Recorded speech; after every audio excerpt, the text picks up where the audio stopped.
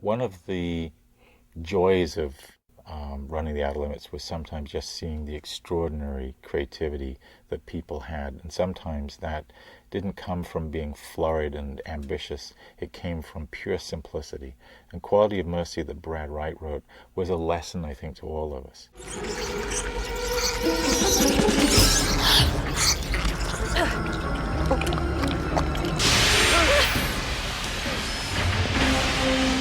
I'm not done yet, so come on! No!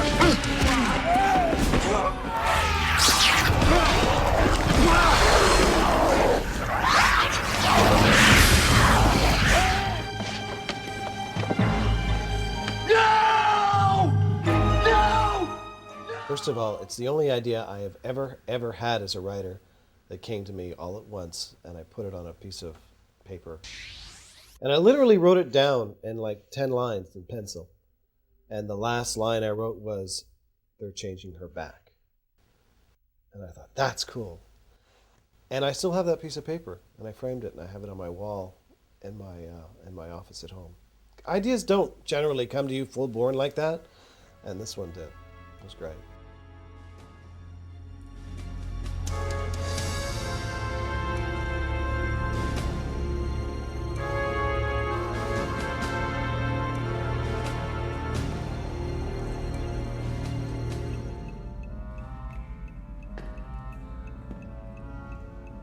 Who are you? Tristan. We used to have a thing we called bottle shows because in TV you're given a finite amount of budget and people watch that because they know that they are going to earn a finite amount of money on the shows. And what we would do, it's like a concertina. Some shows we'd pull it out and use more because we really wanted to use it. And other times we would squeeze in because maybe we'd run the more a little too often.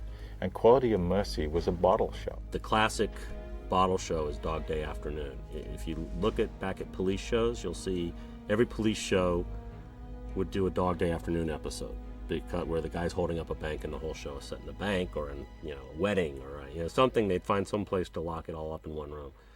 That's a bottle show. But it was a bottle show where the bottle, this jail cell, turned out to have more explosions and fireworks in it emotionally than many of the shows that we'd spent a lot of money. What's that? On your arm, show it to me. Show it to me!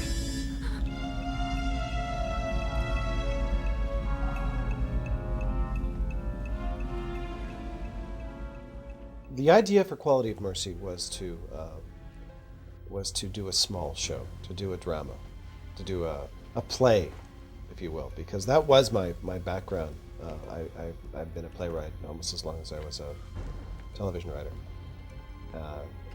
Not nearly successful, however. It really was a theater piece. Yes, sir. In this case, I had Robert Patrick and Nikki DeBoer. Robert is an amazing actor. He has the unique combination of being able to sell action and strength, and at the same time understand the subtleties of emotion.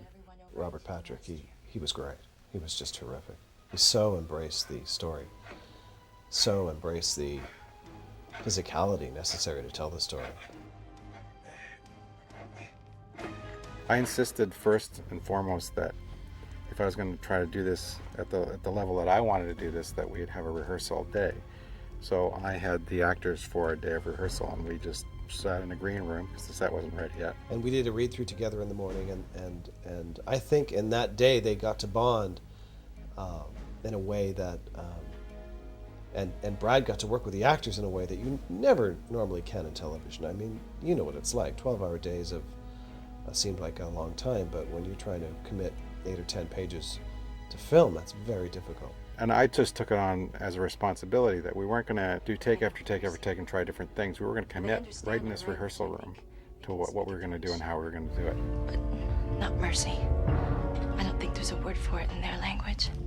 Brad Turner is one of the most extraordinary directors I've ever worked with. He's very soft-spoken, and yet he just thinks filmically. He absolutely sees scenes in his mind, and he's just born to direct. He's a wonderful director, very, very good with actors, and I collaborated with him on a number of shows, both on The Outer Limits and in other series, and he's the best. Brad is a remarkable director. For me, the challenge in Quality of Mercy was to find a way to give the actors the time to find these characters, but at the same time meet the requirements of production, which was to try to do it in 6 days and get it done. And it's interesting how the money people and the producers always look at these things as, oh, this is in one room, there's 2 people, what do you need 3 days or something for this? But if we travel with trucks from here to there, it's 8 days. Everything you see in that episode was specifically shot to be put where it's put.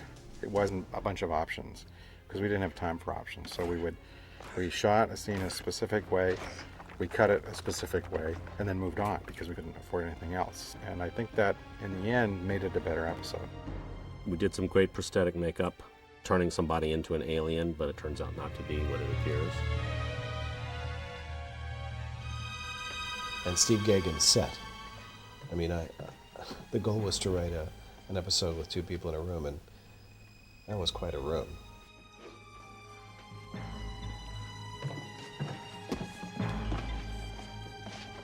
I wrote a very long memo about what aliens should be like, and that they should have to react to gravity, that they should have maybe a different timbre of voice because they were breathing gases that they weren't used to, that they might not see in our spectrums, that they might have different sensitivities or even different spatial auras so that they could sense things before we did. And the idea was to really try and infuse reality into them. With Quality of Mercy, we felt that we had found something that we wanted to explore more, and on 2 or 3 occasions we did actually do extended explorations by adding another story or 2 stories in another season of the adventure of that particular story. And it was not something we did very often because we felt that it was, again, not our job to become serialized, but it was so potent that we felt that we really could go visit that territory again and say something fresh. I've made a lot of television shows and a lot of episodes of television, and I think that you make some good ones and some bad ones, and you hope that somewhere in the course of your television career you've made one that someone will look back at, because people tend to do that in science fiction, and say, oh yeah, that was the one that he did. And I think that's probably in my career so far the one that still stands out.